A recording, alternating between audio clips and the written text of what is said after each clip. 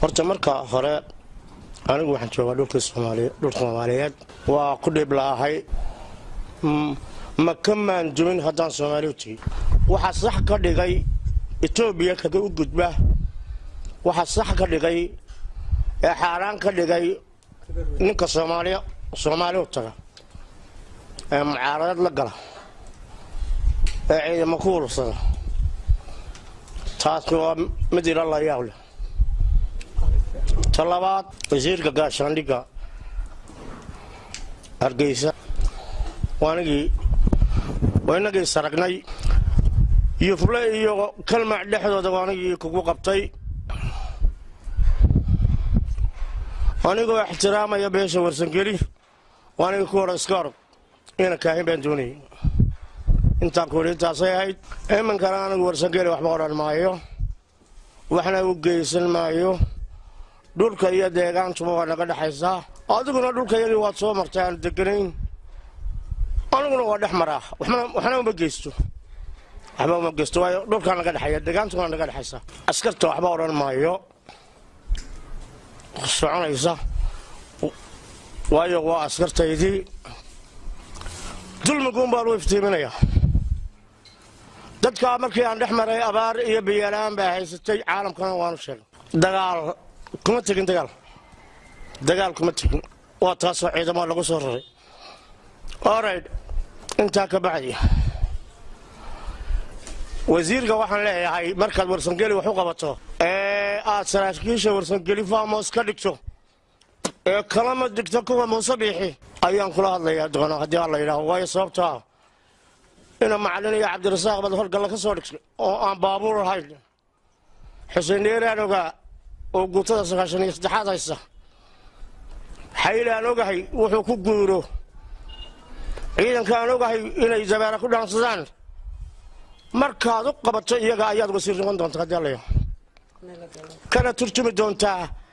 arrimahooda intaasina waa intaa beesha warsangeli waxaan leeyahay anigu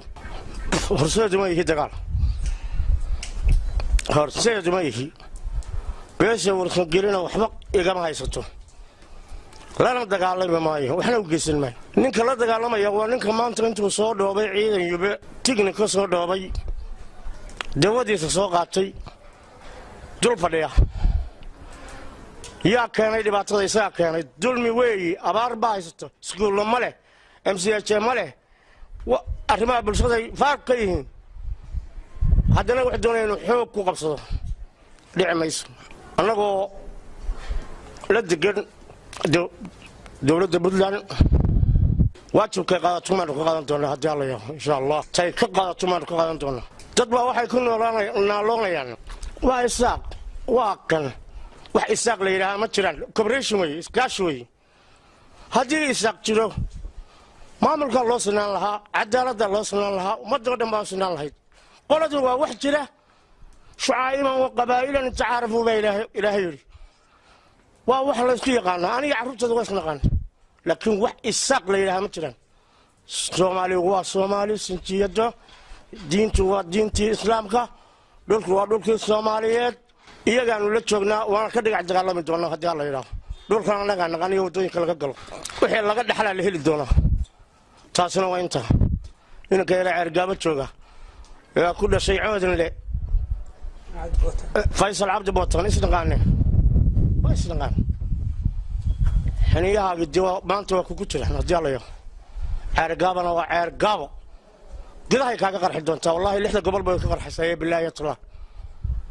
haddaanay ka qarxin anigaan ahayn hadaa yaab arki doona haddii alla yidhaaho ciidanka aad wadataan oo kaayagii waa ogtahay maalin walba noo yimaado waa inamadayadii